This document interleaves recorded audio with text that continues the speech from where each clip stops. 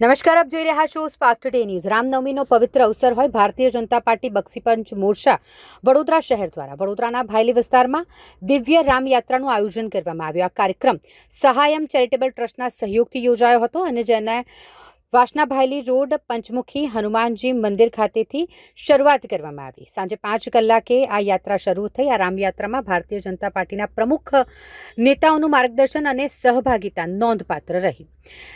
વડોદરા શહેર ભારતીય જનતા પાર્ટીના અધ્યક્ષ ડોક્ટર જયપ્રકાશ સોનીના નેતૃત્વ હેઠળ અને વડોદરા શહેર મહામંત્રી જસવંતસિંહ, તેમની સાથે રાકેશભાઈ સેવક, સત્યેનભાઈ અને બક્ષીપંચ મોરચાના પ્રમુખ ભરતભાઈ સ્વામીના દિશાનિર્દેશમાં આ કાર્યક્રમ સંપન્ન થયો।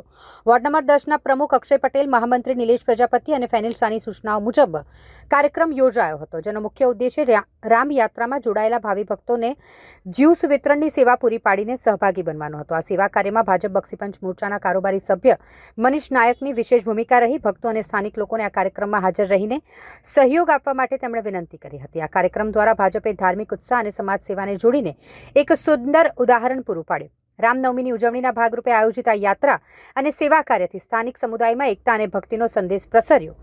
જય શ્રી રામના નાદ સાથે આ કાર્યક્રમ સફળતાપૂર્વક સંપન્ન થયો। જય શ્રી રામ। આજના પાવન દિવસ, રામનવમીના પાવન દિવસે અને ભારતીય જનતા પાર્ટીના સ્થાપના દિવસ નિમિત્તે ગોત્રી ભાયલી વિસ્તારમાં રામજી સવારીનું રથયાત્રાનું આયોજન કરેલું છે।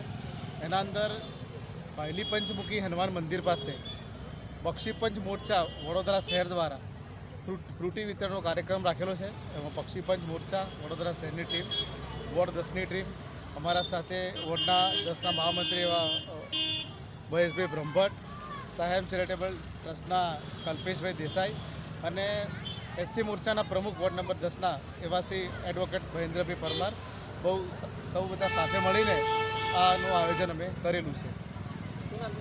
મારું નામ મનીષ નાયક છે, સહાયમ ચેરિટેબલ ટ્રસ્ટનો પ્રમુખ છું અને વડોદરા શહેરમાં કારોબારી સભ્ય બક્ષીપંચ મોરચા।